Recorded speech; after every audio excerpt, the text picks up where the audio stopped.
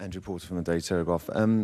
Chancellor, what do you say to those millions of people who voted Conservative who thought they were going to get a cut in the threshold was going to be changed on inheritance tax, possibly going to get a marriage tax break, and certainly weren't going to get clobbered by CGT? Have those people been duped, or is this a product of the Lib Dem coalition, or just your own sort of convenience? Well, look, first of all, on inheritance tax, in order to form the government, we've had to make compromises. And I had an aspiration, to deliver something in the lifetime of this Parliament. I always said it was not going to be in the first couple of years, and I've had to compromise on that. But in return, I've made a commitment to a very substantial piece of assistance to people on middle incomes, which is on income tax thresholds. So people will see the benefit of that. On the marriage tax commitment, the transferable married couples allowance, there what we have done is secured the commitment of the Liberal Democrats to abstain on that budget measure. We're not, it wouldn't be reasonable to ask them to vote for it, given the views that many Liberal Democrat MPs have. But we have got an abstention, and that gives that a fighting chance in a hung Parliament of getting through. I've got to accept that the result of the general election did not give the Conservative Party a parliamentary majority. So we could, we didn't have a parliamentary majority for any budget measures on Friday morning.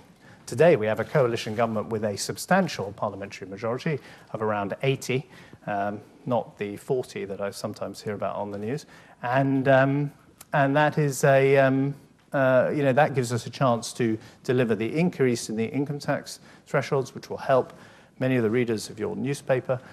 It will help and others. We are able to, as I say, put to Parliament the married couples allowance, and by the way, have Liberal Democrats abstain rather than vote against, which would have been the case if we had been a minority administration, I suspect.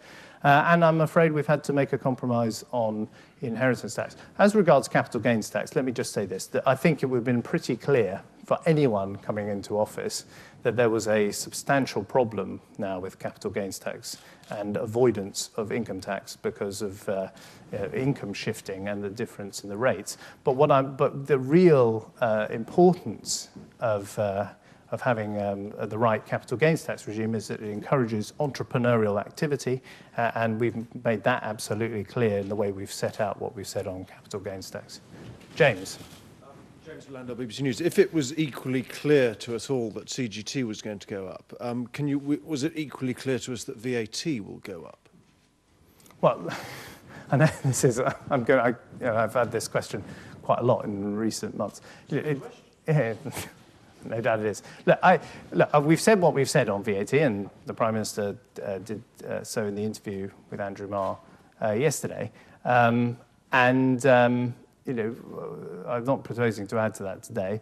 We are going to approach the budget, and I'm going to not start commenting on individual taxes. That, by the way, should not mean that you read anything in particular into that in relation to VAT, but it's a particularly sensible thing, I think, for chancellors to start not talking about individual taxes as we approach the budget. And given, as you know, the budget is now on the 22nd of June, we can start entering that purdah period. Chris.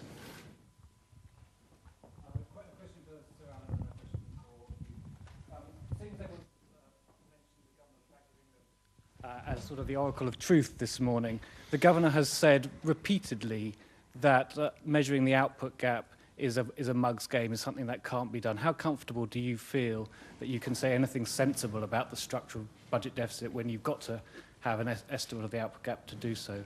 And to the politicians, both of you today have talked about the 6 billion as 1% of government spending. But as I understand it, and I'm sure your documents before in the election campaign made very clear that you were ruling out a lot of departments and welfare spending in that cut. So it's actually much larger than £1 in 100. So why, on a day when you're wanting to increase the transparency of fiscal forecasts, are you sort of misrepresenting what you're actually doing? I don't think we're misrepresenting what we're doing.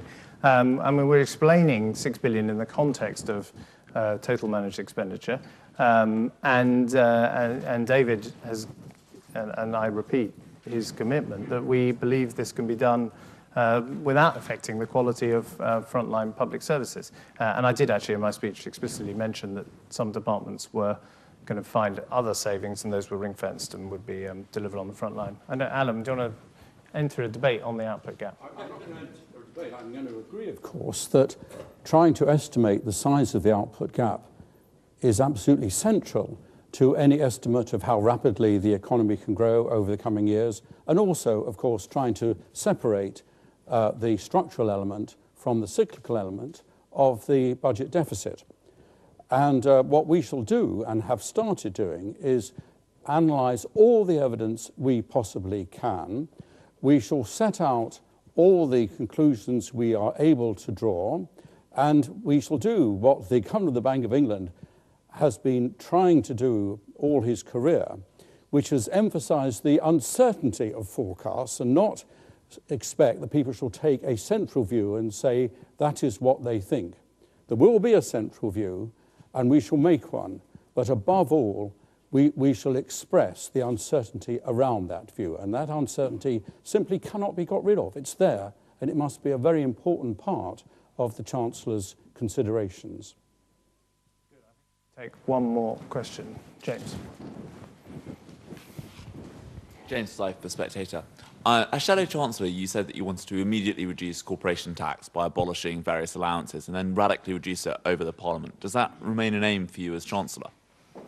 I do want to reduce I want lower corporation tax rates and a simpler corporation tax system. That remains my objective, and I'll be saying a bit more about that perhaps at the CBI on Wednesday.